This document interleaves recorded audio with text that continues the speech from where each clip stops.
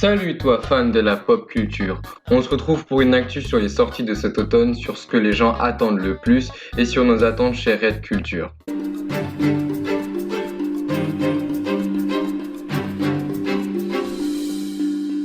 Mais malheureusement, comme vous le savez, vu la maladie, pas mal de sorties ont été repoussées et donc en termes de sorties, on n'en a pas beaucoup. Ou même, on n'est pas sûr qu'elles sortent à cette date.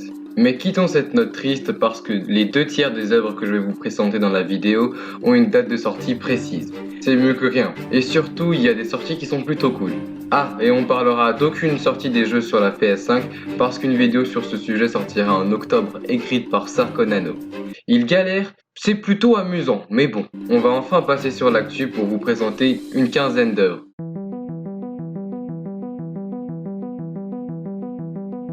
Alors on va commencer par les films.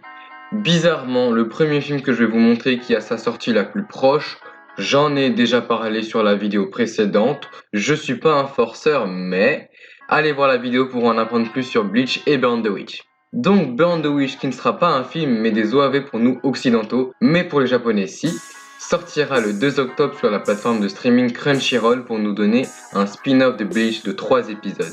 Le 14 octobre sortira le film Mort sur le Nil qui est la suite du film Le Crime de l'Orient Express.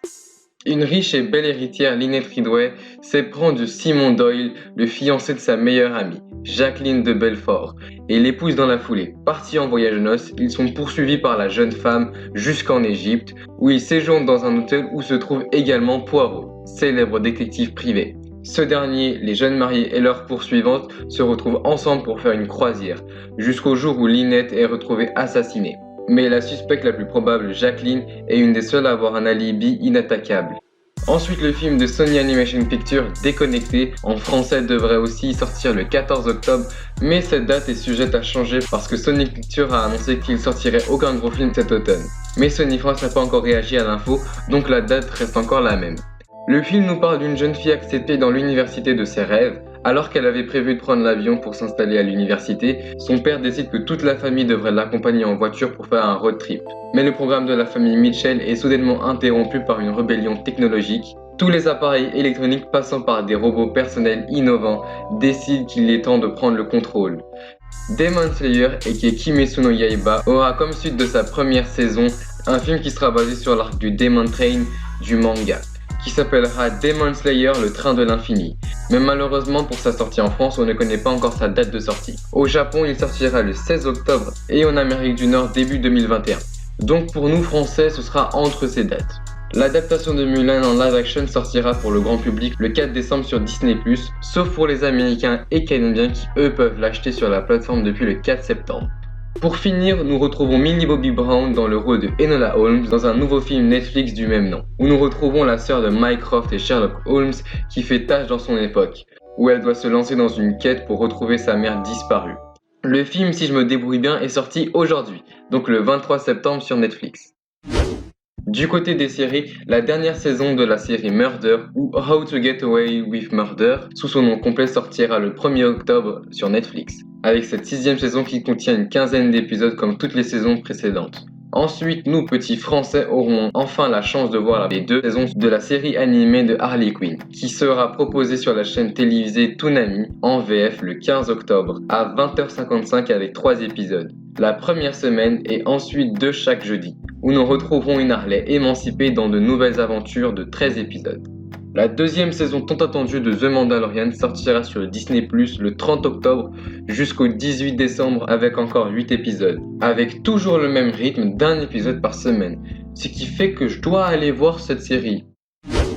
Pour les animes, on a très peu d'attentes pour cet automne, vu le nombre de reports de cet automne. Mais au moins nous aurons la 3e saison de l'anime Danmachi qui sortira le 2 octobre pour nous donner une nouvelle aventure avec Belle Cranel. Son nombre d'épisodes n'est toujours pas connu, mais il devrait garder un nombre d'épisodes typique, 12 à 13 épisodes comme les 2 premières saisons. Maintenant parlons d'un des animés les plus attendus, ou même l'anime le plus attendu, la dernière saison de l'Attaque des Titans qui va nous retracer une nouvelle histoire par-delà l'océan. Mais malheureusement on ne connaît pas encore le nombre d'épisodes de cette nouvelle saison, et sa date de sortie le 10 octobre n'est pas sûre. Cette saison 4 devrait avoir une vingtaine d'épisodes comme pour la saison 1 ou 3, ce qui si elle sort en octobre, elle devrait couper en 2 parties comme pour la saison 3. Pour les jeux, vu que je vais pas parler des jeux sur la PS5, et surtout vu le contexte, la liste des jeux est plutôt courte, vraiment courte, avec un seul jeu qui n'est autre qu'un jeu Nintendo, Hyrule Warrior l'ère du fléau, qui est la suite du jeu sorti en 2014, Hyrule Warrior, qui sortira le 20 novembre sur la Switch, que Pokéga attend avec impatience, où ces événements se déroulent 100 ans avant le début de The Legend of Zelda Breath of the Wild. Ensuite, il n'y a plus de jeu, mais teaser une prochaine vidéo sur les jeux de la PS5 qui sortira en automne est peut-être une bonne idée. Alors la semaine dernière, on a eu une conférence sur la PS5 et ses jeux et on a pu savoir que les deux versions de la PS5 sortiront le 19 novembre. Le prix aussi a enfin été donné. La PS5 standard avec le lecteur coûte 500 €, moins 1 centime. Et pour la digitale, 400 €, aussi moins 1 centime. Donc comme vous le savez, je ne vais pas parler de jeux sur la PS5. Alors on attend cette prochaine vidéo. Hein, Sarko Nano? Merci d'avoir regardé la vidéo, même avec ce manque de contenu incroyable, mais bon. Alors on se revoit le mois prochain pour une nouvelle vidéo. Donc salut et vive la pop culture.